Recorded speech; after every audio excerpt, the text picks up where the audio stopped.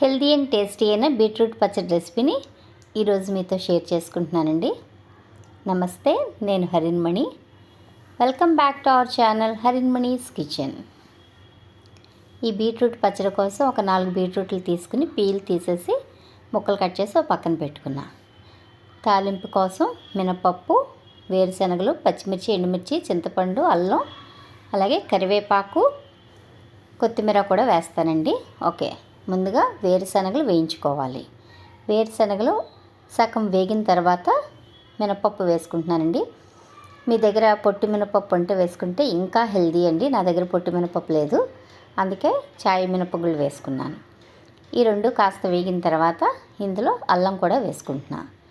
ఇప్పుడు పచ్చిమిర్చి కూడా వేసేసుకోవాలి. గుప్పుడు కరివేపాకు వేసుకుంటున్నానండి.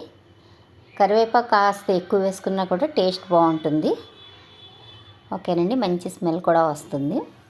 ఇవి బాగా వేగిన తర్వాత ఎండుమిర్చి కూడా వేసేసుకుంటున్నా. మనం వేసుకుంటే ఎండుమిర్చి అయినా ఫుల్గా వేసుకోవచ్చు, లేదంటే పచ్చిమిర్చి అయినా వేసుకోవచ్చు. కానీ ఈ రెండు కాంబినేషన్ వేసుకుంటే మాత్రం టేస్ట్ అయితే చాలా బాగుంటుందండి. ఈ పోపు అంతా బాగా వేగిపోయిన తర్వాత దీన్ని మిక్సీ జార్లోకి తీసేసుకుంటున్నాం. ముందుగా ఇప్పుడు ఈ పప్పులంతా తీసేసిన తర్వాత ఇదే ఆయిల్లోకి ముందుగా కట్ చేసి ఉంచుకున్న బీట్రూట్ వేసేసుకుంటున్నానండి. బీట్రూట్లో టేస్ట్కి సరిపడా సాల్ట్ వేస్తున్నా. కాస్త ఎక్కువే వాడాను కాబట్టి దగ్గర ఒక 2 స్పూన్లు సాల్ట్ పడింది. అలాగే కొద్దిగా పసుపు కూడా వేసేసి బాగా కలిపేసుకోవాలి. ఇప్పుడు ఇందులో చింతపండు కూడా వేసేసుకుంటున్నామండి. చింతపండు కూడా వేసేసి బాగా కలిపేసి స్టవ్ని సిమ్లో పెట్టి మూత పెట్టేసి మగ్గించుకోవాలి. ఓకేనండి, కొద్దిసేపు పోయిన తర్వాత మూత తీసి చూద్దాం. బీట్రూట్ బాగానే మగ్గిపోయిందండి. అంటే మరీ బాగా ఉడికిపోవాల్సిన అవసరం లేదు, మగ్గితే సరిపోతుంది. ఓకేనండి, ఇప్పుడు ఇందులో కొత్తిమీర కూడా వేసేసుకుని స్టవ్ ఆఫ్ చేసేసి బాగా కలిపేసి మూత పెట్టి కాసేపు అలా వదిలేసుకుందాం. అంతలో బీట్రూట్ కూడా చల్లారాలి కదా, చల్లారిపోతుంది అనమాట. ఓకేనండి, ఇది అన్నంలోకే కాదు టిఫిన్లో కూడా ఈ చట్నీ అయితే చాలా టేస్టీగా ఉంటుంది. ఓకే, ముందుగా మనం మిక్సీ జార్లో వేసుకున్నాం కదా పోపు అంతా, దీన్ని కాస్త బరకగా గ్రైండ్ చేసుకోవాలి. ఈ విధంగా చేసుకున్న తర్వాత ఇందులో ఒక టేబుల్ స్పూన్ జీలకర్ర వేసుకుంటున్నాను నేను. అలాగే ఒక 2 వెల్లుల్లి రెబ్బలు కూడా వేసుకుంటున్నాను.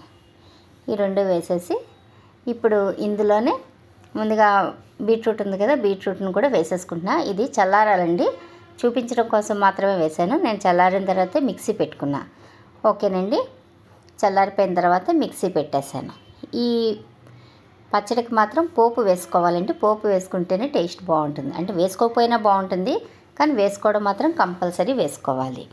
ఓకేనండి, ఆయిల్ వేడెక్కిన తర్వాత ఆవాలు, జీలకర్ర, పచ్చిశనగపప్పు వేసుకున్నాను. మీకు నచ్చితే కాస్త మినపప్పు కూడా వేసుకోవచ్చు. అలాగే ఎండుమిర్చి, కరివేపాకు వేసి బాగా వేయించేసుకుని ఈ పోపు అంతటిని పచ్చడిలో వేసేసుకోవడమే. పచ్చడికి బాగా పట్టేలాగా కలిపేసుకోవడమేనండి.